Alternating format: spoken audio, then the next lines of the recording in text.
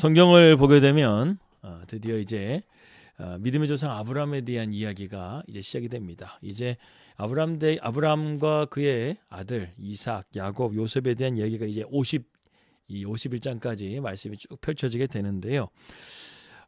이제 그 서사시를 이제 시작하려고 합니다. 하나님께서는 이 아브라함을 택하셔서 믿음의 조상이 되게 하셨습니다. 신약을 보더라도 이 마태복음에 보게 되면 믿음의 계보를 말하게 되는데 그 믿음의 계보에서 그 출발점이 아브라함이라는 것을 보게 됩니다. 아브라함으로부터 이제 예수님에 이르기까지 그 믿음의 계보가 이어졌다는 것을 볼 수 있다는 것이죠.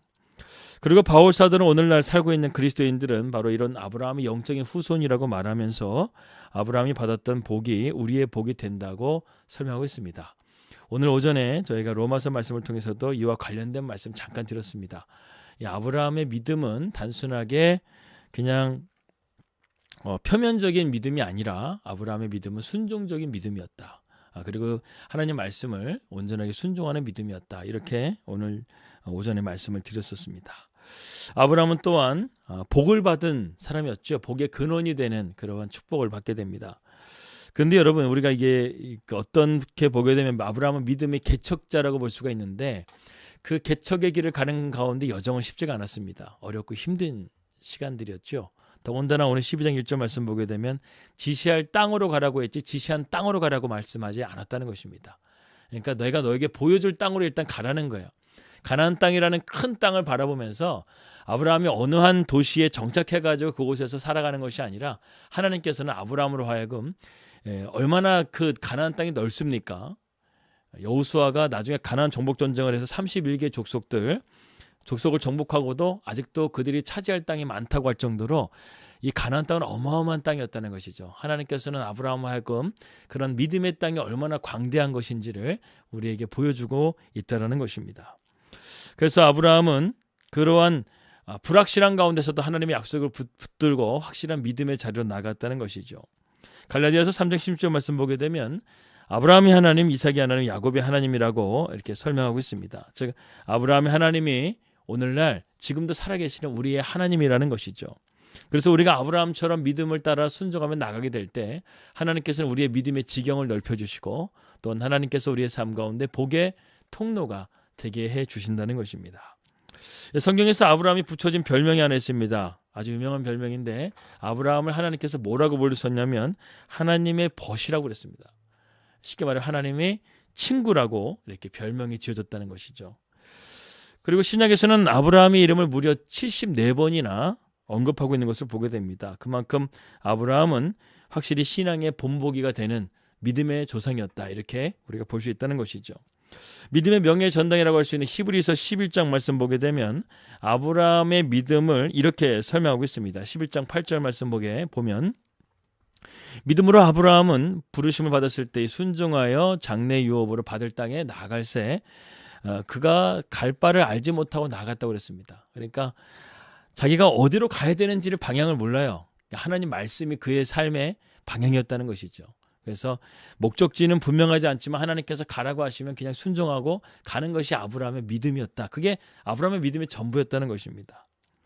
어제 말씀드렸다시피 아브라함은 하나님이 지시한 땅으로 간 것이 아니라 지시할 땅으로 갔다라는 말씀이 아주 중요한 것입니다. 그래서 12장 1절 말씀에 우리는 여기서 아브라함의 믿음을 우리가 볼 수 있는 단어가 지시할 땅, 지시한 땅이 아니라 두리뭉실한 거대한 광대한 아브라함의 그 가나안 땅을 하나님께서 보여주시기 위해서 그 땅으로 일단은 가라고 말씀했다는 것이죠.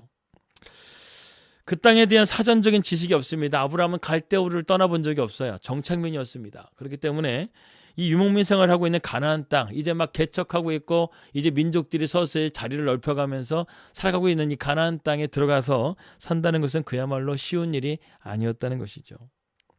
저희도 이민을 와서 보니까 이 가족들을 떠나고 또 삶의 자리를 떠나서 이 땅 이민자의 땅으로 와서 뉴질랜드에 와서 살아가는 게 참 쉽지가 않더라고요. 최근에 본 영화 중에 엘리먼트라는 영화가 있습니다. 이 원소의 나라인데 거기에 보게 되면 불이라는 그 원소가 있는데 그 원소가 이 엘리먼트라는 도시에 이민을 오게 됩니다. 이민을 오게 돼가지고 이제 적응을 하게 하는데 적응하는 게 참 쉽지가 않다라는 것이죠. 다른 원소와 끼지도 못하고 또 불이라는 원소는 거기 엘리먼트라는 도시 자체에서 좀 상당히 좀 이렇게 외곽 지역으로 빠지게 되는 것을 보게 됩니다. 그만큼 차별도 있고 사람들과의 어떤 관계성도 좋지가 못하고 그러한 이민자의 삶을 겪게 됐다는 것이죠. 실질적으로 그 엘리먼트라는 영화를 만들었던 감독 자체가 이 부모님이 이민 와가지고 그렇게 고생했던 것들을 생각하면서 모티브가 돼가지고 그것을 만들었다고 하는 것을 보았습니다. 그 엘리먼트라는 영화 자체가요, 한국 사람이 만든 거예요. 한국계 이민자가 거기 픽사라는 아주 유명한 애니메이션 회사에서 그 제작을 해가지고 감독을 하게 됐다는 것이죠. 참 자부심이 느껴지게 되고 저도 그 영화를 보게 됐는데 참 감동이 되더라는 것입니다. 아무튼 이렇게 삶의 터전을 바꾼다는 것은 쉽지 않지만 아브라함은 그러한 하나님의 말씀에 순종해서 삶의 터전을 새롭게 개척해가고 확장해 갔다는 것이죠. 우리가 그런데 아브라함의 믿음을 보게 되면 참 처음부터 무조건 좋았다. 아브라함의 믿음은 정말 우리가 따라갈 수 없는 신앙의 본보기가 되었다. 또 이런 것은 아닌 것 같습니다. 우리가 아브라함의 믿음을 보게 되면 갈대우를 떠난 것이나 아니면은 이삭을 번제물로 바친 그러한 부분들을 통해서 아브라함 믿음이 대단하다고 생각하지만 아브라함이 초창기 믿음을 보게 되면 상당히 그렇지 않다는 것을 보게 됩니다. 그래서 우리는요, 믿음의 결과도 중요하지만 우리가 아브라함의 삶을 조명함을 통해서 믿음으로 가는 그 과정도 상당히 중요하다는 사실을 우리가 기억했으면 좋겠습니다. 그래서 아브라함이 믿음이 좋았다라고 한다고 한다면 아브라함에 대한 내용이 그렇게 길지 않았을 거야. 근데 결국에는 성경에서 보게 되면요, 믿음이 좋지 않거나 믿음이 시험에 빠지거나 낙심하거나 실패하게 되는 경우가 있는 주인공들 보게 되면 내용이 길어집니다. 그런데 믿음을 잘 지키고 특별하게 삶 가운데 하나님 떠나지 않고 살아갔던 사람들의 기록은요, 짧아요. 에녹 보세요. 하나님과 동행했다. 이 한마디 하나로 300년 동안 동행했다. 이걸로 끝나버려요. 그리고 하나님 나라 갔다. 단 3절에 끝나버립니다. 그러니까 하나님과 우리가 믿음으로 동행하게 되면 별로 우리 인생 가운데 쓸 게 없어요. 근데 아브라함은 어떻습니까? 그 믿음의 과정 가운데 실패도 있고 또 자기 아내를 누이라고 속이는 그러한 또 잘못한 행실도 있기 때문에 그런 과정 가운데서 하나님을 다시금 깨닫고 또 그건 하나님을 또 오래 참으신 하나님을 깨닫고 그런 가운데 다시금 돌아오게 되는 내용들을 다루다 보니까 성경 말씀이 길다는 것이죠. 그래서 여러분 참 이 구약의 성경을 보게 되면 신약은요, 우리가 참 교리적인 말씀들이 많잖아요. 로마서 말씀이라든 갈라디아서 말씀, 예수님의 공생애도 어떻게 보면 교훈에 대한 말씀이잖아요. 근데 구약은요, 상당히 장르가 다양해요. 다양한 캐릭터들이 나오게 됩니다. 그래서 우리가 구약을 보게 되면 어떻게 보면 신약 같은 경우에 우리가 교리적으로 해서 하나님 말씀을 우리가 이 체계적으로 교리적으로 배우게 된다고 한다면 이것을 이것을 좀 이렇게 어떻게 적용할 수 있는가를 볼 수 있는 것은 구약인 것 같아요. 그래서 구약을 통해서 신약을 통해서 우리가 말씀을 깨닫게 되고 그 말씀을 어떻게 적용할 것인가를 우리가 구약을 통해서 바라볼 수가 있게 된다는 것입니다. 그래서 신구약은 다 필요한 것이죠. 우리도 그렇다고 한다면 어떻게 이제 아브라함과 같은 믿음이 될 수 있는가? 우리가 하나님의 손에 붙들리게 되면 우리도 믿음의 이러한 사람이 될 수 있다는 것을 우리는 볼 수 있습니다. 아브라함의 이제 시작을 우리가 살펴보고자 합니다. 아브라함이 처음 하나님의 부르심을 받고 갈대우를 떠나서 가나안 땅에 들어가는 그 장면에서 우리는 아브라함이 얼마나 보통 사람이었는지 온전치 못한 믿음을 가졌는지를 살펴보게 됩니다. 첫 번째로 아브라함이 온전치 못한 순종을 들을 수가 있습니다. 12장 1절 말씀 보게 되면 너는 너의 본토 아비집을 떠나서 내게 지시할 땅으로 가라고 말씀하고 했는데, 그렇게 해가지고 4절 말씀에 보게 되면 이 아브라함이 여호와의 말씀을 쫓아갔고 롯도 그와 함께 갔더라. 아브라함이 하란을 떠날 때 그의 나이 75세였더라. 그러나 우리가 이 본문만을 가지고서는 아브라함이 말씀 앞에 순종했고 믿음이 떠났는가를 우리가 알 수가 없다는 것이죠. 1절 말씀 보게 되면 하나님께서는 분명히 본토와 아비집을 떠나 내게 지시할 땅으로 가라. 친척들도 떠나라. 이렇게 말씀하고 있습니다. 사도행전 7장 말씀 보게 되면 스데반이 순교하기 직전에 사도행전 7장 1절 3절 말씀 보게 되면 고향과 친척을 떠나라는 하나님의 말씀을 듣고도 아브라함은 고향은 떠났지만 친척을 버리지 않고 심지어는 자기 아버지도 버리지 않고 함께 갈대아 우리에서 떠났다는 것을 보게 됩니다. 그는 롯과 함께 떠났고 아버지와 함께 떠났다는 것이죠. 이것이 첫 번째 아브라함이 온전하지 못한 순종의 시작이었습니다. 그래서 그의 생애를 보게 되면 롯 때문에 얼마나 고생을 하게 됩니까? 롯 때문에 또 이 가정 가운데 불화가 일어나게 되고 롯이 또 소돔과 고모라를 가게 되고 거기서 또 그돌라오멜에 의해서 연합군에 의해서 이 소돔과 고모라가 함락돼 가지고 포로로 잡혀가겠을 때 아브라함은 318명의 군사 데리고 가서 롯을 구해오게 되는 롯이 아브라함을 따라왔어요? 안 따라왔어요? 안 따라왔어요. 생명을 걸고 롯을 구해줬는데도 불구하고 롯은 아브라함을 따라오질 않았습니다. 이처럼 아브라함이 생명까지 위협받으면서 롯과의 함께 하려고 했지만 그렇지 못했다는 것을 보게 된다는 것이죠. 아브라함에게 상당히 상처가 됐던 사람이 바로 롯이었습니다. 차라리 갈대우리에 두고 왔다고 한다면 그렇게 큰 상처가 되지 않았을 텐데 롯을 데려옴을 통해서 아브라함은 더 많은 고통과 그런 아픔 가운데 있게 되었다는 것이죠.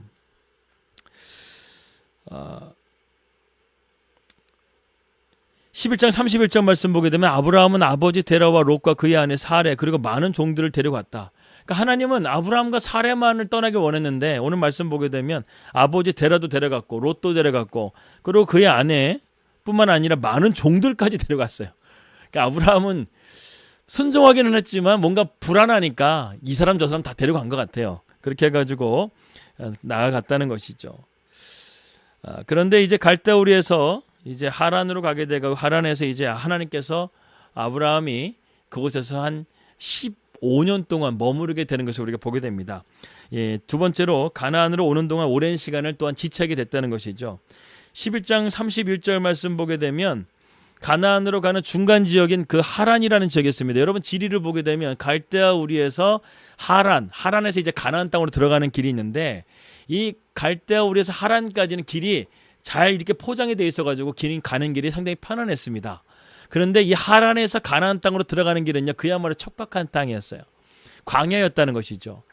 그러니까 구약시대에 그러니까 아브라함이 그 당시에 가나안 땅으로 가는 길은요 길이 좋지가 않았다는 거예요. 험난하고 가기가 참 어려운 길이었습니다. 그렇기 때문에 그 길 앞에서 아브라함이 좀 머뭇거렸던 것 같아요. 그리고 아버지 데라도 같이 있었기 때문에 쉽게 그 가나안 땅으로 들어가기가 어려웠다는 것입니다. 여러분 지리적으로 살필 때 우르라는 장소 하란까지 오는 그 길은 좋은 길이었는데 하란에서 가나안까지 가는 길은 험한다는 것을 우리가 알 수 있다는 것이죠. 여러분 그리고 하란이라는 그 땅의 이름을 우리가 보게 되면 지체하다라는 뜻을 가지고 있어요. 머물다, 지체하다 이런 뜻을 가지고 있다는 것입니다. 즉 아브라함이 하란이라는 곳에 있게 되면서 거기서 머물게 되었다라는 것을 우리는 알 수 있다는 것이죠. 그러나 하나님께서는 아브라함을 통해서 그 기간을 기다려 주었다는 것입니다. 세 번째로 하나님께서는 그 하란 땅에서 아브라함이 있는 동안 오래 참으시면서 아브라함을 기다려 주었다는 것이죠. 하나님은 아브라함이 결단하지 못하고 머뭇거리고 있었을 때 그것을 알고 계셨지만 아브라함을 재촉하지 않으세요. 여러분 하나님은 인격적인 하나님이십니다. 우리를 그렇게 재촉하지 않으세요. 기다리십니다. 오래 참으시고요. 그 기간이 무려 몇 년이었냐면 15년 걸렸습니다. 그러니까 아브라함이 갈대우리에서 출발할 때 모든 것을 내려놓고 하나님께서 본토와 아비집을 떠나라고 했었을 때가 그 아브라함의 나이가 60세였습니다. 60세였는데 60세에서 아브라함이 하란에서 가나안 땅으로 들어가는 시간이 75세였어요. 그 몇 년을 허비한 거예요? 15년을 허비했다는 거예요. 이제 하란과 가나안은 경계였습니다. 이 하란만 떠나게 되면 진짜 광야, 가나안 땅으로 들어가게 되는데 아브라함은 세상적인 정을 끊는 것이 어려웠다는 것이죠. 그러나 우리는 이러한 인간적인 아브라함의 모습을 보면서 우리는 참 위안을 얻게 됩니다. 왜냐하면 우리도 그럴 때가 많다는 것이죠. 세상의 정을 끊는 것이 상당히 쉽지가 않다는 것입니다. 우리도 하나님은 얼마나 인내하시는 가운데서 하나님 앞에 나오게 되었습니까? 아니 어쩌면 아직도 하나님을 우리가 기다리고 있는 그런 상태 가운데 있지는 않는지 모르겠습니다. 우리도 세상적인 정을 끊고 하나님의 약속을 붙들고 사는 것을 피하고 싶을 때가 있다는 것이죠. 약속의 땅을 원하지만 그 과정은 피하고 싶다라는 것이죠. 하나님께서 우리를 위해서 천국을 예비하시고 놀라운 약속을 준비하신 것을 우리는 받고 싶어 하지만 그 믿음의 여정, 그것을 받기 위해서 가는 과정, 십자가의 길, 제자의 길, 그 길을 가는 것을 또한 싫어한다는 것입니다. 오늘 당장 내가 겪어야 되는 고생의 대가가 싫다라는 것이죠. 여기에 아브라함이 주저함이 있습니다. 가나안 땅은 들어가야 되겠는데 그 길이 너무 험하기 때문에 막상 들어가기가 너무나 어려웠다는 것이죠. 아브라함이 갈대우를 떠날 때의 나이가 60세, 그리고 그가 가나안 땅으로 진짜 이제 하나님께 부름받고 들어간 때가 75세, 15년 동안 하나님은 아브라함을 재촉하지 않았다는 거예요. 여러분, 하나님은 얼마나 오래 참으시는 하나님이십니까? 12장 4절 말씀 보게 되면 아브라함이 하란을 떠날 때가 75세였더라. 15년. 그는 하나님이 지시할 땅으로 가지 못하고 세상적인 정에 붙들려 묶이고 만 것이죠. 그래서 15년 동안 하나님의 뜻이 이루어지지 못하고 허송세월을 낭비하고 있었다는 것입니다. 하나님은 그런데도 아브라함을 가만두세요. 가만히 묵상해 보게 되면 저 같은 경우라고 한다면 이 아브라함이 이 불순종한 게 대해서 아마 혼쭐을 냈을 것 같아요. 그래서 재촉하셨을 것 같아요. 그런데 하나님은 그렇게 하지 않으셨다는 것이죠. 하나님은 참으시고 안타깝지만 인내하심으로 기다려주고 있습니다. 어떤 사람이 하나님의 마음을 알려면 두 가지의 직업을 가지면 알게 된다고 합니다. 첫 번째 직업은 뭐냐면 부모가 되면 안다는 거예요. 부모가 되면요, 자식을 기다려줘야 돼요. 자식이 잘 깨달을 때까지 부모는 계속해서 반복적으로 자식을 가르쳐야 됩니다. 그래야 성장할 수 있다는 것이죠. 두 번째 직업은 무엇이냐? 선생이에요. 선생도 마찬가지입니다. 제자가 정말 제자가 되기 위해서는, 학생이 바르게 깨닫게 하기 위해서는 선생님도 인내하면서 제자들을 가르쳐야 된다는 것이죠. 비록 온전하지 못한 신앙을 가졌던 아브라함이었지만 하나님께서는 이처럼 때로는 부모님처럼, 때로는 선생님처럼 아브라함을 기다리시고 또한 포기하지 않으시고 참고 인내하고 계시는 것을 우리는 보게 된다는 것이죠. 이것이 저에게 참 은혜가 됩니다. 저도 참 부족하고 연약한 모습이 너무나 많기 때문에 하나님께서 오늘도 참 이렇게 저를 참고 기다려주시고 제 믿음을 오늘도 이렇게 이끌어가고 계시는 것을 참 보면서 참 하나님께서 얼마나 저라는 이 박종현이라는 인간을 보면서 얼마나 참고 인내하고 계시는가, 그것을 깨닫게 됩니다. 오늘도 하나님은 저와 여러분들을 바라보시면서 오래 참으심으로 기다리고 계십니다. 하나님을 우리가 바라보면서 나아갈 수 있기를 바랍니다. 신학교 다닐 때요, 일반 직장을 다니시다가 한 50대 60대가 되셔가지고 신학교에 입학하시는 분들이 종종 있으셨습니다. 대부분 그분들의 간증을 들어보게 되면 젊었을 때 하나님의 부르심을 받았는데 순종하지 못하다가 뒤늦게서야 깨닫고 오신 분들이 대부분이라는 것이죠.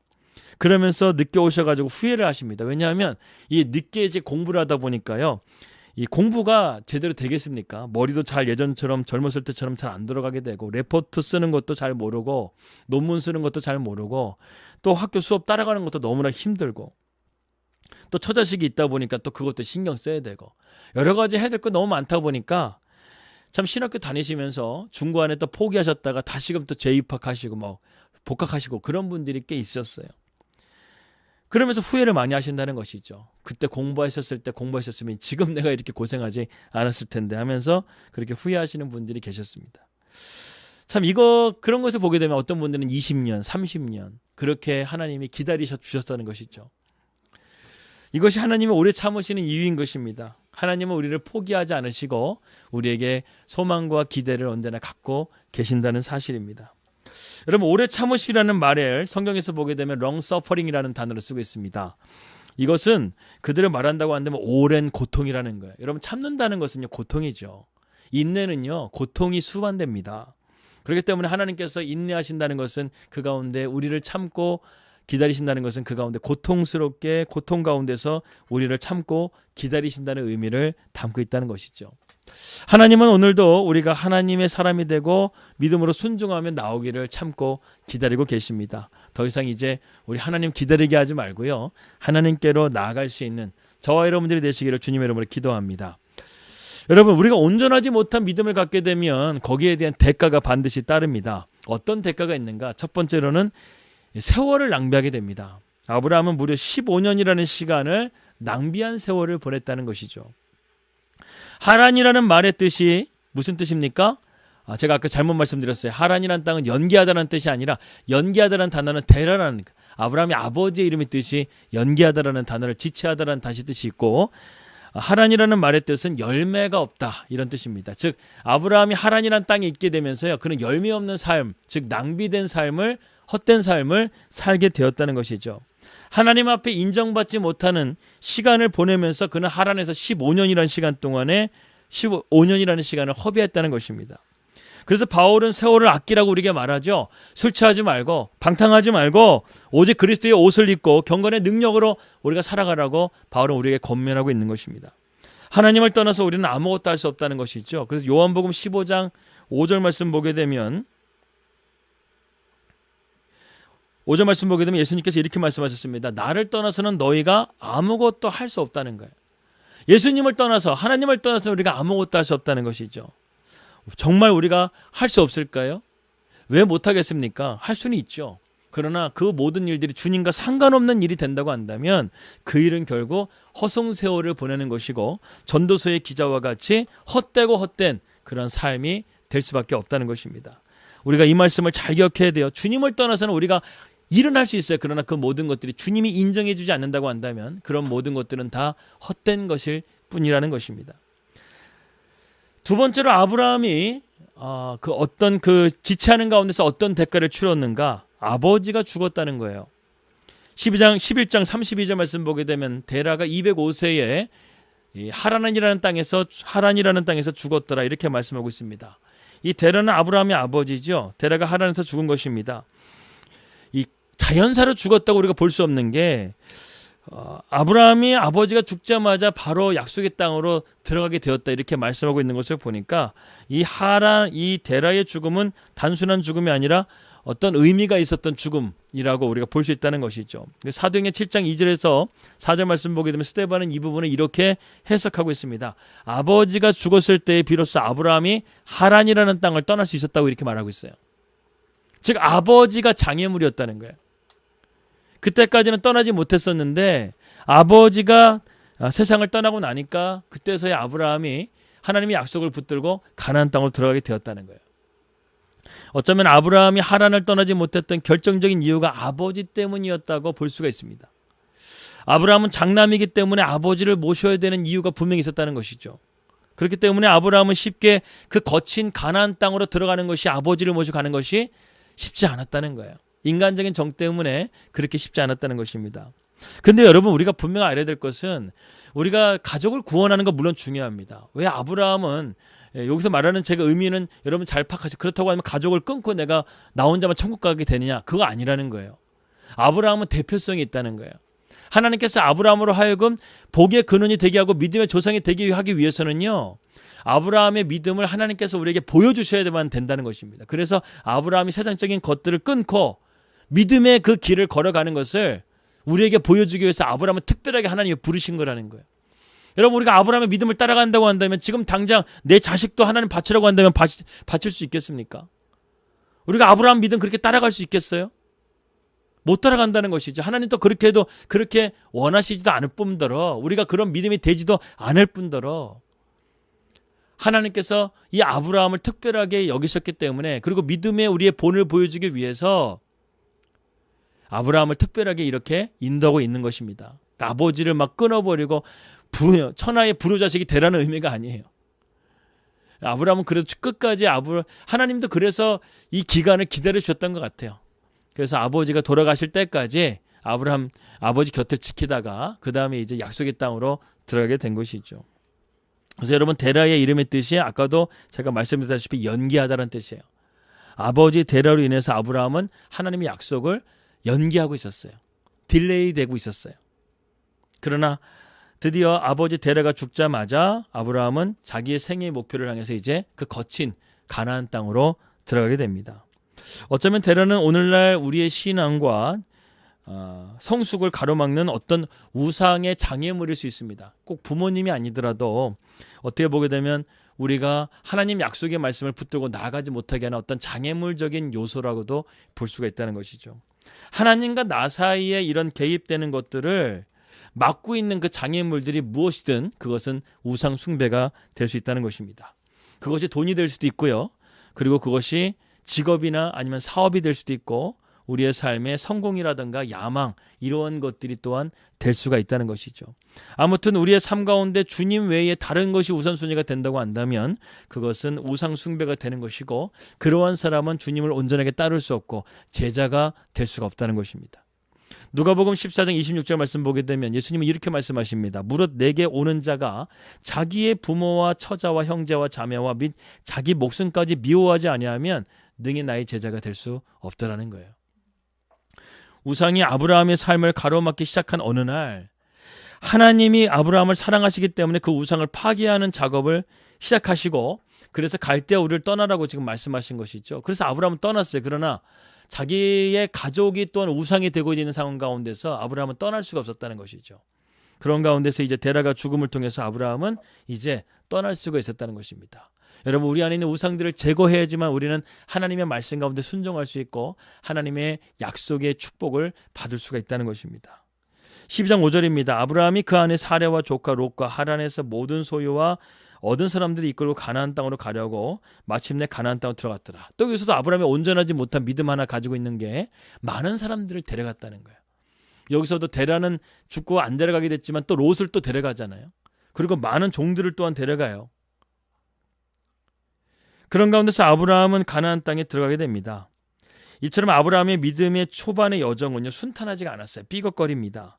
하지만 하나님은 오래 참으심으로 말미암아 아브라함이 약속의 땅에 들어가게 하셨다는 것이죠. 그리고 가나안 땅으로 들어간 아브라함은 그곳에 첫 제단을 쌓는데 그 제단이 바로 베델의 제단입니다. 아브라함이 그 땅을 통과하여 12장 6절에서 9절입니다. 아브라함이 그 땅을 통과하여 세겜 땅 상수리 나무에 이르니 그때에 가나안 사람이 그 땅에 거하였더라. 여호와께서 아브라함에게 나타나 가라사대 내가 이 땅을 내 자손에게 주리라 하신지라. 그가 자기에게 나타나신 여호와를 인하여 그곳에 제단을 쌓고 베델 동편 산으로 옮겨 장막을 치니 베델이요 서는 베델의 동은 아이라. 그곳에서 여호와 이름의 단을 쌓고 여호와 이름을 부르더니 점점 남방으로 올라갔더라. 아브라함이 첫 번째로 가나안 땅에 도착한 곳이 베델이었습니다. 그 베델에서 하나님을 예배하기 시작했다는 거예요.